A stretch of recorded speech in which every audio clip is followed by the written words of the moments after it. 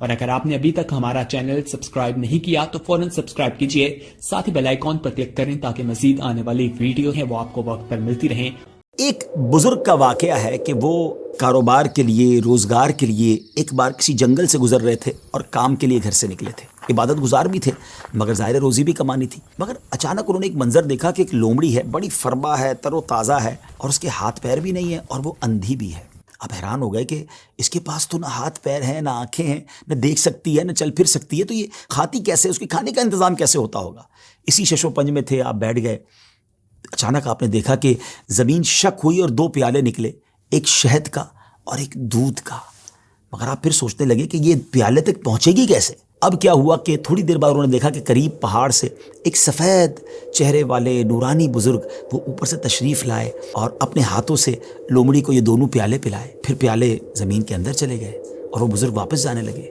تو یہ جو عبادت گزار شخص تھے، بزرگ تھے، یہ دوڑے اور جا کر ان کا دامن تھام لیا کہ حضور آپ تعارف تو کروائیں، آپ کون ہیں اور آپ کیوں یہ آئے تھے اس لومڑی کو یہ کھانا کھلانے؟ تو انہوں نے کہا کہ میں اللہ کے فرشتوں میں سے ایک فرشتہ ہوں اور میری ایک ڈیوٹی ہے کہ میں صبح و شام یہاں پر آؤں اور اس لومڑی کو اپنے ہاتھوں سے جو غذا ہے وہ کھلاؤں۔ ان بزرگ کی تو جس کو کہنا کہ طبیعت ہی چینج ہو گئی کہ جو رب اس لومڑی کو اس حالت میں بھی روزانہ رزق دے سکتا ہے تو وہ تو مجھے بھی رزق دے گا، مجھے کیا ضرورت ہے کام کاج کے لیے تکلیف اٹھانے کی۔ آپ جنگل میں چلے گئے اور اللہ کی عبادت میں مصروف ہو گئے، کئی دن عبادت کی، 7 دن ہو گئے مگر کچھ کھانے کو نہ ملا، بھوک سے برا حال ہو گیا۔ اللہ کی بارگاہ میں فریاد کی، میرے مالک مجھے بھی تو کوئی لقمہ غذا عطا فرما، اب بھوک برداشت کرنے کی طاقت نہیں ہے، یا میری روح قبض کر لے۔ اللہ کی طرف سے یہ ارشاد ہوا، یہ پیغام ملا کہ اے میرے بندے اپنے ہاتھ سے کماؤ، کسب حلال کرنا ہے، کوشش کرنی ہے، خود بھی کماؤ اور محتاجوں کو بھی کھلاؤ۔ جب اللہ کریم کی طرف سے یہ حکم ملا تو پھر ان بزرگ نے کیا کیا؟ پہاڑ سے اتر گئے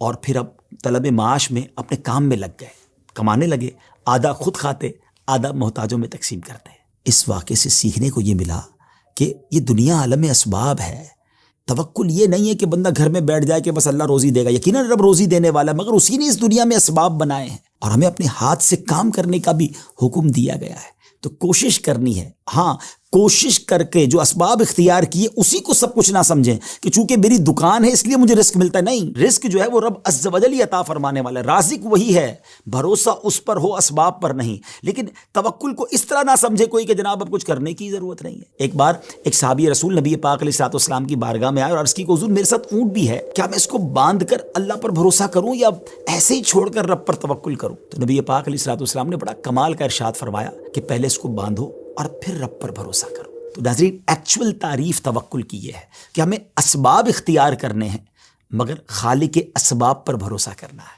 تو امید ہے کہ بہت ساری باتیں سمجھ آ گئی ہوگی۔ وہ رب سب کو رزق دیتا ہے، وہ ہمیں بھی دے گا۔ اللہ کی قدرت پر یقین رکھیں، اس پر بھروسہ رکھیں اور اس کی بارگاہ میں دعا کرتے رہیں۔ حرام کے قریب نہ جائیے،